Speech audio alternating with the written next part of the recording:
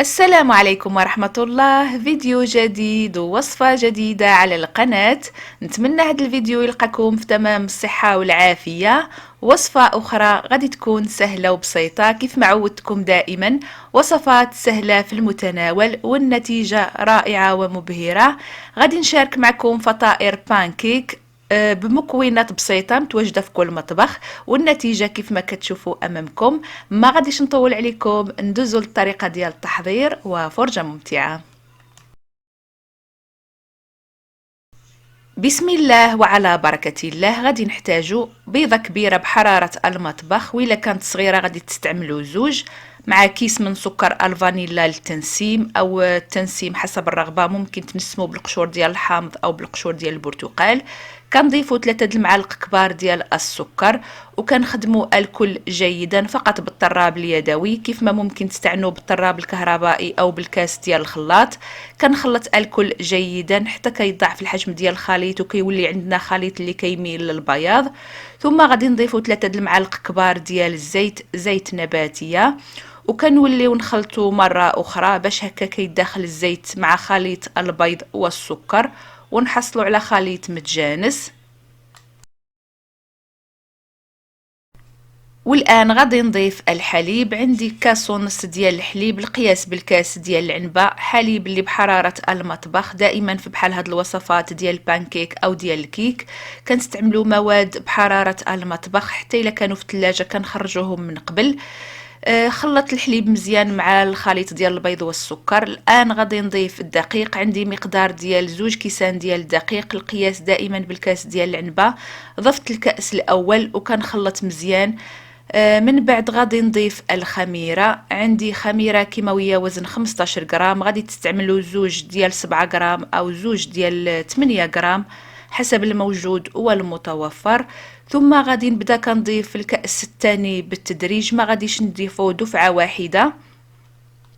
كنضيف وانا كنخلط حتى كنتحصل على قوام اللي جاري ماشي ثقيل، حيت مازال غادي ناخد من هذا الخليط واحد 3 المعالق كبار ديال العجين. غادي نضيفهم على واحد المعلقة كبيرة ديال الكاكاو. دائما كنستعملوا كاكاو نوعية جيدة.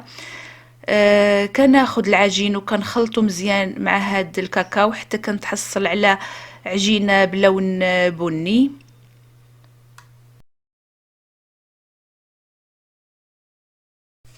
والآن غادي نستمر في إضافة باقي الدقيق حتى نتحصل على خليط بالقوام المرغوب فيه. هنا تبقات لي تقريبا واحد 2 معالق كبار، غادي نضيفهم وانا كنخلط. اخيرا كيكون هذا هو القوام، وهذه هي الكثافه ديال العجينه اللي تحصلنا عليها. عجينه اللي ماشي ثقيله وماشي خفيفه. غادي نخليها جانبا باش ندوزو للمرحله ديال الطي. هنا عندي مقله اللي كتسخن فوق الحراره او فوق النار على حراره مهيله. كناخد هاد الابره وكنعمر بها هاد الخليط ديال العجين اللي فيه الكاكاو، وكنصب مقدار مغرفه ديال العجينه البيضاء. الحجم ديال البانكيك كيبقى حسب الرغبه، بغيتوهم كبار او صغار. ثم كناخد هاد الابره وكنشكل هاد الشكل الحلزوني، وبواسطه هاد العود ديال الشواء او بواسطه عود ديال الاسنان او فقط بالسكين كنجروا العجينه ديالنا بهذه الطريقه، بالطريقه المعروفه ديال الملفاي. هكا كنتحصلوا على هذا الشكل وعلى هذه الزخرفه. كتبقى فكره مغايره على اللي موالفين دائما كنحضروا بها البانكيك. مباشره من بعد ما كنسالي التشكيل ديال هذه الزخرفه كنقلب البانكيك ديالي على الجهه الثانيه باش كيكمل الطياب. طيابو ساهل وما كياخدش وقت بزاف، تقريبا واحد 30 ثانيه هكا كيكون طايب وكيكون واجد. شوفوا معايا الشكل من بعد ما طاب. غادي نستمر في عمل باقي البانكيك باش ما نطولش عليكم الفيديو. من بعد ما ساليت طياب البانكيك اللي كان عندي بالعجينه البيضاء، هذه العجينه اللي كانت عندي في الزلافه اللي ضفت عليها الكاكاو حتى حاجه ما كتضيع، غادي نعمل بها حبه واحده بلون الشوكولاته. وهنا كانت بقات لي واحد المعلقه كبيره ديال العجينه البيضاء في البول، عملتها في هاد الابره وكنشكلها بشكل حلزوني. ثم غادي ناخد العود ديال الشواء وغادي نعمل خطوط بالطريقه ديال الملفاي بحال اللي عملنا في المره الاولى. كنزين بهذه الطريقه وكيجيونا لي بانكيك ديالنا بالشوكولاته بهذا الشكل.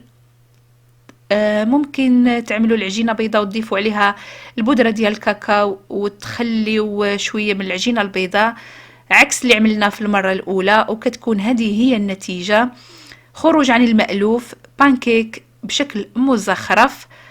كنقلبوا على الجهه الثانيه باش كيكمل الطياب. هكا تقريبا الفيديو ديالي كيكون وصل للنهايه.